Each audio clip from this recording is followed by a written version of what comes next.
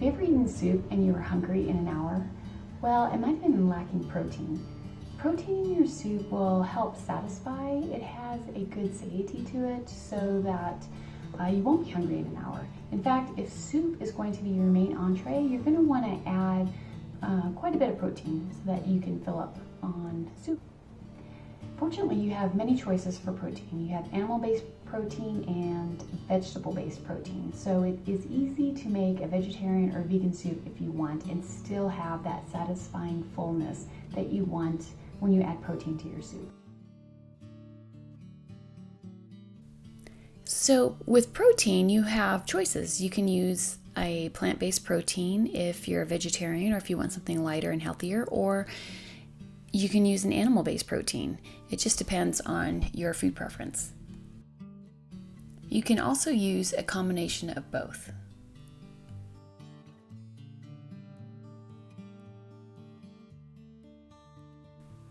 Our different sources of plant-based proteins include legumes, nuts and seeds, grains, and vegetables. Although it's not listed here, there are other processed foods that vegetarian and vegans can use to add to their soups, such as seitan, textured vegetable protein, and other processed protein additives.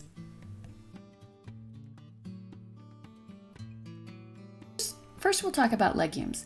Legumes include pulses, peas, beans, and peanuts. Peanuts are not actually a nut, they are a legume. Pulses they look like split peas, but they come in different colors. They have different cooking times, so just keep an eye on which are the fast cooking pulses and which take longer to cook.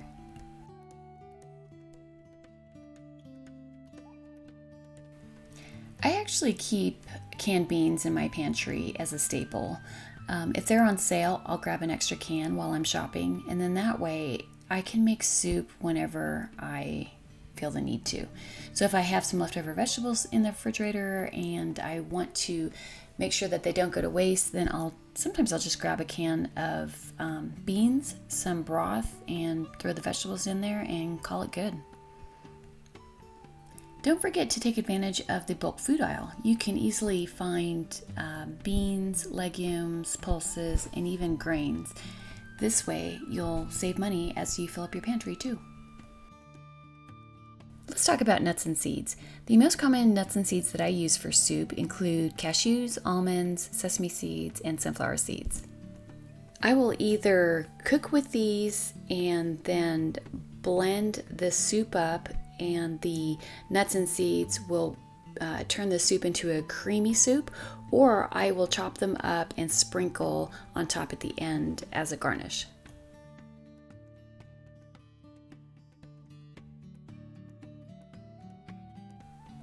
The grains that you use in your soup also will contain protein, so this is a good way to add some plant-based protein to your soup.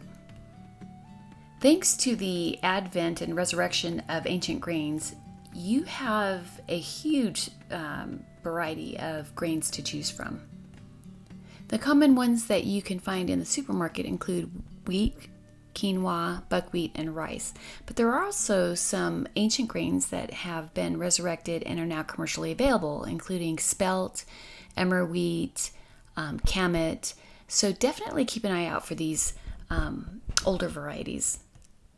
You might be surprised to learn that some vegetables are higher in protein, such as broccoli, Brussels sprouts, potatoes, and asparagus. These ingredients do double duty. Not only are they higher in protein, but they are higher in the micronutrients such as vitamins and minerals. It is worth noting that broccoli, Brussels sprouts, and asparagus will impart a very distinctive, kind of a strong flavor, whereas potatoes are more of a blank canvas. So if you wanted something else to be the star of your soup, potatoes might be the way to go. So with the animal-based proteins, you have choices here. You can use dairy, such as creams, cheeses, and eggs to add protein to your soup, or you can go the more conventional route and add meat or seafood. With dairy, you have a few choices. You can make a creamy soup by adding cream or milk to it, or you can add eggs or cheese.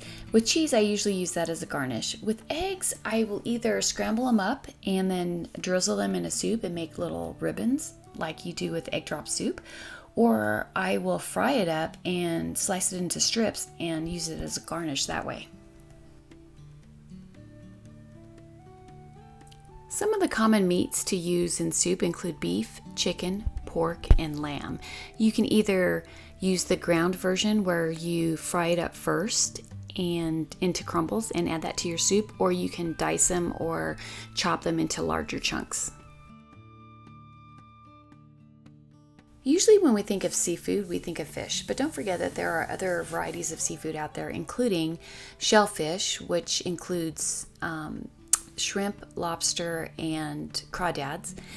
And then also you can get octopus and squid frozen, fresh, or even canned. Don't be afraid to venture out a little bit and experiment. Squid, for example, most people wouldn't consider using squid in a soup, but it's a great addition to a seafood soup. It gives a certain amount of texture to it. If you're a little squeamish, you can just chop them in smaller pieces so that it's not so obvious that you're eating squid. So just play around with it.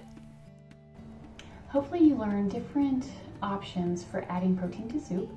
This is where you have a lot of control over what you are eating. It is very easy, as you can see, to make a vegetarian or even vegan soup. In the next section, we'll touch on carbs, the ultimate comfort food.